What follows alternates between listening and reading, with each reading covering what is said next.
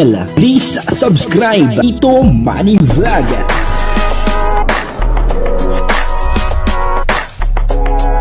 Payagan po si Tito Manny Vlog na mag-reactor para pambiling gamot sa kanya pong karamdaman. Wala man siyang records ng ng away. Si Kalingap Edo po pala ang dahilan. Papanoorin po natin yung video, no? At syempre, bibigyan po natin yan ng konting reaction. At dito rin po ay nakita po natin si Beyonce na biglang umiyak. Alamin po natin ang dahilan kung bakit etong si Beyonce ay biglang umiyak. Pinaiyak po ba ni Kalingap Edo? Papanoorin po natin yung video, alamin po natin Pero bago po yan, siyempre, ako muna bumabati sa inyong lahat ng magandang umaga, magandang tanghali at magandang gabi sa inyong lahat mga kapatid. Saan man kayo ng panig ng mundo naroon ngayon ay mag-iingat kayo palagi at pagpalain kayo ng ating Panginoon. Maraming salamat din po sa patuloy na tumatangkilik sa aking YouTube channel at nanonood sa aking video reaction. Patuloy lang po natin suportahan sila Kuya Bal Santos Matubang, Kalingap Rab at Edna Vlog, Jack Tapia at yung mga kasama ko pong reactor sa Kalingap. Ganun din po yung mga charity vlogger na Kalingap partner. Ito po yung video na kung saan ay may nagsabi na si Kalingap Edo po pala ang dahilan. At sa video pong ito ay makikita rin po natin na si Beyonce ay biglang umiyak. Ano po ay ang dahilan? Si Beyonce ay biglang umiyak. Pinaiyak po ba ni Kalingap Edo? Alamin po natin yan at papanoorin po natin yung video. Ang kabuuan po ng video ito ay mapanood po natin sa YouTube channel ni Kalingap Rab. Supportahan po natin Kalingap Rab. Tita, ano po yung nagustuhan niyo po sa EDSI? Bakit naging fan po kayo ng EDSI? Gustong gusto ko sila kasi yung si Edo, parang kasing niya yung ugali ng anak kong panganay, yung doktor. Oo. Ganyan din, parang nonchalant. Parang nakita ko siya. Tahimik, ganun. Tapos si Beyonce naman is reserved. Parang conservative. Kaya mag-isip lang masyado. Matagal pa yun eh. Enjoyin ka muna yun. Okay ka lang. At parang nakikiriyay ka.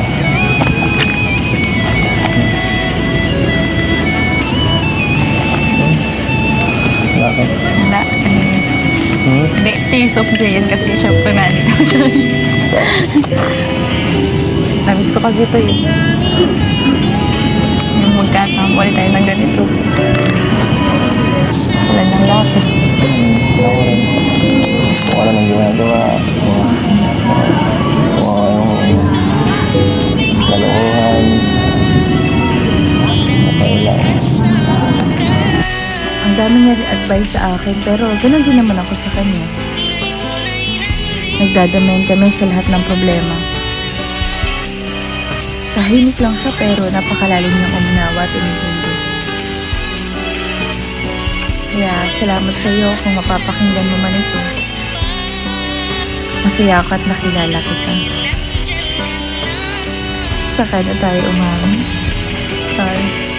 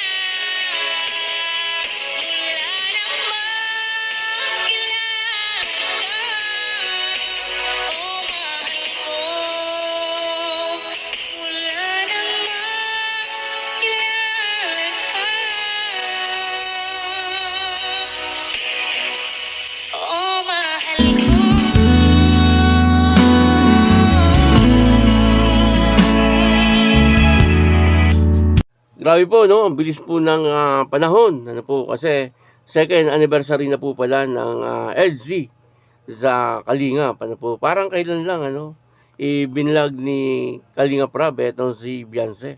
Ano po, at ngayon, eto na. Ano po, second anniversary na ng EDSI, ano, sa Kalingap. Ano po, at siyempre, ganoon din, siyempre, si Beyonce, ano, sa loob ng 2 taon, ay marami na pong nangyari sa kanyang buhay. Ano, unang-una ay yung pagdating sa buhay niya ni Kalingap Edu.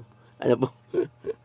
At dito nga po ay si Kalingap Edu po pala ang dahilan, ano, sabi po nung kanyang followers na bumisita doon, ano, si Lola.